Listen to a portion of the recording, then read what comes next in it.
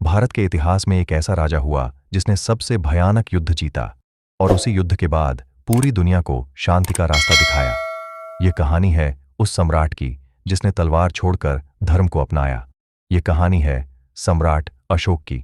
लगभग 2300 वर्ष पहले भारत में मौर्य साम्राज्य का शासन था।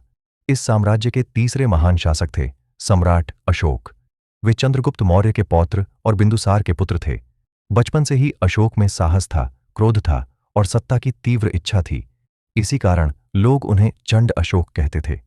युवावस्था में अशोक को उज्जैन और तक्षशिला जैसे क्षेत्रों में शासन की जिम्मेदारी दी गई। उन्होंने विद्रोहों को कठोरता से दबाया। वे युद्धप्रिय और निर्दयी शासक बनते चले गए। उनका एक ही सपना था, पूरे भारत को एक साम्राज्य में बदलना। मौर्य साम्राज्य उस समय दुनिया के सबसे विशाल साम्राज्यों में से एक था। इसकी सीमाएं अफगानिस्तान से लेकर बंगाल तक फैली थीं। इस साम्राज्य की ताकत थी विशाल सेना, मजबूत प्रशासन, गुप्तचर व्यवस्था और व्यापार मार्ग। लेकिन एक राज्य अभी स्वतंत्र था, कलिंग। कलिंग आज के ओडिशा क्षेत्र में स्थित था। यह समुद्री व्यापार का बड़ा केंद्र था। अशोक ने कलिंग पर आक्रमण किया। इतिहास का सबसे भयावह युद्ध हुआ।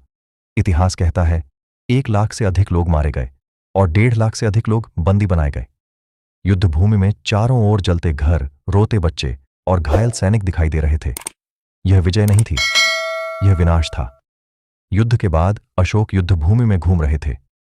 तभी उन्होंने एक मां को देखा जो अपने मृत बेटे को गोद में लेकर रो रही थी। उस दृश्य ने अशोक के हृदय को झकझोर दिया।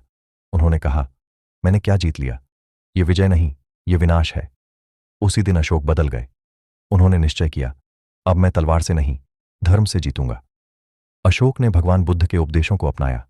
उन्होंने अहिंसा और करुणा का मार्ग चुना।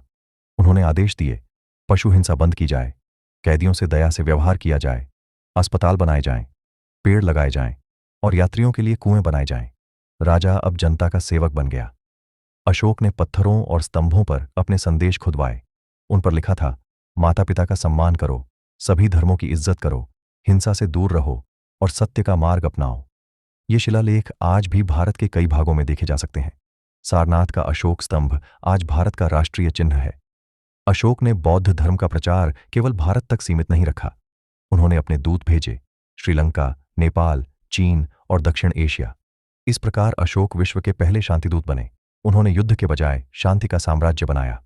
आज भारत का राष्ट्रीय चिन्ह अशोक स्तंभ से लिया गया है। 4 सिंह प्रतीक हैं, शक्ति, साहस, न्याय और एकता। अशोक की कहानी हमें सिखाती है, सबसे बड़ा युद्ध अपने अंदर की हिंसा से लड़ना है। जिसने युद्ध जीता वह महान नहीं कहलाता, जिसने अपने मन को जीता वही इतिहास में अमर होता है।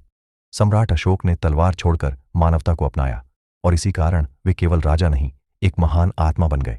यह थी कहानी, युद्ध से शांति तक की यात्रा।